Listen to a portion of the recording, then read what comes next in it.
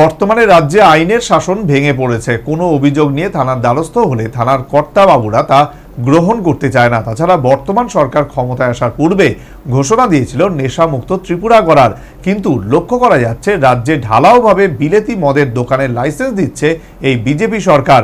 3 দফা দাবিতে ধর্মনগরে মিছিল এবং সমাবেশে উষ্মা বাম যুব সংগঠনের।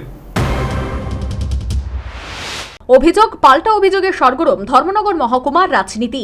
গেরুয়া শিবির বনাম লাল শিবিরের সম্মুখ সমরে জমজমাট রাজনৈতিক অঙ্গন। কর্মসংস্থান, আইনের শাসন পুনঃপ্রতিষ্ঠা ও নেশার বিরুদ্ধে রাজ্যব্যাপী গণ আন্দোলন গড়ে তোলার আহ্বানে বামেদের যুব সংগঠন, ভারতের গণতান্ত্রিক যুব ফেডারেশন এবং ত্রিপুরা উপজাতি যুব ফেডারেশনের যৌথ উদ্যোগে সোমবার ধর্মনগরে এক পদযাত্রা সংগঠিত করল বাম যুবরা। এদিন বামেদের কর্মসূচিতে ভারতের গণতান্ত্রিক যুব ফেডারেশন মহকুমা সম্পাদক অর্জুন নাথ, রাজ্য সম্পাদক মণ্ডলীর সদস্য গৌতম ঘোষ, ত্রিপুরা উপজাতি যুব ফেডারেশনের কেন্দ্রীয় কমিটির সদস্য প্রবীণ ত্রিপুরা, দলের মহকুমা সম্পাদক অভিজিৎ দে, বিধায়ক শৈলেন্দ্র চন্দ্র দেবনাথ, প্রাক্তন মন্ত্রী বিজিতা নাথ, সিপিএম রাজ্য কমিটির সদস্য অমিতাভ দত্ত প্রমুখ সামিল হন। ধর্মনগরের নোয়াপাড়াস্থিত সিপিএম জেলা কার্যালয় থেকে পদযাত্রা বের হয়ে ধর্মনগর শহরের বিভিন্ন পথ পরিক্রমা করে নেতাজি মূর্তির পাদদেশে জমায়েতে মিলিত হয়। বিক্ষোভ সভায় বাম যুবরা বক্তব্য রাখতে গিয়ে শাসক দল বিজেপির বিরুদ্ধে একগুচ্ছ অভিযোগ করে বলে, বর্তমান সরকার 7 বছর যাবৎ ক্ষমতায় আসীন রয়েছে, কিন্তু কর্মসংস্থান নেই। বর্তমান রাজ্যে আইনের শাসন ভেঙে পড়েছে। কোনো অভিযোগ নিয়ে থানায় দ্বারস্থ হলে থানার কর্তাবাবুরা সেই মামলা গ্রহণ করতে চায় না। বর্তমান সরকার ক্ষমতায় আসার পূর্বে ঘোষণা দিয়েছিল নেশামুক্ত ত্রিপুরা করার, কিন্তু লক্ষ্য করা যাচ্ছে রাজ্যে ঢালাওভাবে বিলেতি মদের দোকানের লাইসেন্স দিচ্ছে এই বিজেপি সরকার। রাজ্যের মধ্যে আইন শৃঙ্খলা, রাজ্যের মধ্যে গণতন্ত্র নেই। রাজ্যটাকে গণতন্ত্রহীন করে দিয়েছে বর্তমান শাসক গোষ্ঠী। আইন নেই, মানুষ আইনের আশ্রয় নিলে পরে, কোন বাড়িতে আক্রমণ হলে পরে, কোন দোকানে আক্রমণ করে বিজেপির সন্ত্রাসবাহীরা যখন ধর্মনগরে থানায় মামলা করতে যান, তখন ওই পুলিশ অফিসাররা সেই মামলা গ্রহণ করেন না। এই হচ্ছে বর্তমানে ত্রিপুরা রাজ্যের আইন। আমরা অবিলম্বে ত্রিপুরা রাজ্যে গণতান্ত্রিক যে অধিকার, বিরোধী রাজনৈতিক দলের যে সভা সমিতি করার যে অধিকার, আইনের শাসন প্রতিষ্ঠা করার জন্য আমরা যে 2 নম্বর দাবি, সেই দাবিটা রেখেছি। আরেকটা দাবি হচ্ছে আমাদের নেশার বিরুদ্ধে আমাদের যুব সমাজ গর্জে উঠেছে। এদিন বাম যুবদের বিক্ষোভ কর্মসূচিতে অংশ নিয়ে বাম নেতা অমিতাভ দত্ত বামেদের সাংগঠনিক ক্ষমতা নিয়ে উচ্ছ্বাস প্রকাশ করেন।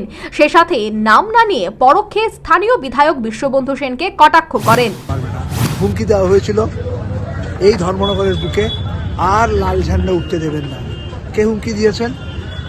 জনগণের ভোটে নির্বাচিত সাংবিধানিক পদে থেকে সংবিধানকে পদদলিত করে ধর্মনগরের বুকে তিনি লাল ঝান্ডা উঠতে দেবেন না, এই নেতাজি মূর্তির পাশে দাঁড়িয়ে বলেছিলেন। আজকে ছাত্র যুবরা, আজকে বাম আন্দোলনের কর্মীরা, শ্রমিক, কৃষক, মেহনতি মানুষ প্রমাণ করে দিয়েছে লাল ঝান্ডা শ্রমিকের রক্তে রঞ্জিত, কৃষকের রক্তে রঞ্জিত, ক্ষেত মজুর, দিন মজুরদের রক্তে রঞ্জিত, ছাত্র যুবকদের রক্তে রঞ্জিত। এই লাল পতাকাকে কেউ রোধ করতে পারবে না, কেউ ধ্বংস করতে পারবে না। আজকে তারা প্রমাণ করেছেন।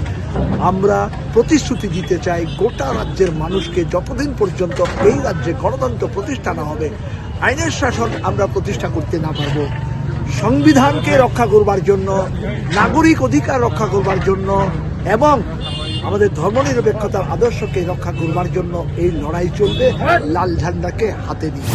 প্রসঙ্গত উল্লেখ্য, 2018 সালের বিধানসভা নির্বাচনে ধর্মনগর আসনে বিজেপি প্রার্থী বিশ্ববন্ধু সেনের ঝুলিতে গিয়েছিল 57.21% ভোট। অপরদিকে বাম প্রার্থী অভিজিৎ দের ঝুলিতে গিয়েছিল 39% ভোট এবং কংগ্রেস প্রার্থী পেয়েছিল প্রায় 2% ভোট। ফলে বিরাট ব্যবধানে বিজেপি প্রার্থী বিজয়ী হয়েছিল। কিন্তু 2023 সালে সেই চিত্র অনেকটাই পাল্টে যায়। 2023-এর বাম কংগ্রেস প্রার্থীর ঝুলিতে যায় 46.45% ভোট। অপরদিকে বিজেপি প্রার্থী বিশ্ববন্ধু সেনের ঝুলিতে যায় 49.35% ভোট। অঙ্কের হিসেবে 2018-এর বিধানসভা নির্বাচনের ফলাফলের তুলনায় 2023-এর বিধানসভা নির্বাচনে বিজেপি প্রার্থী প্রায় 18,684 ভোট। অপরদিকে বাম কংগ্রেস প্রার্থী পায় 17,586 ভোট, অর্থাৎ 7.86% ভোট কমেছে বিজেপি প্রার্থীর। Bureau report, news vanguard.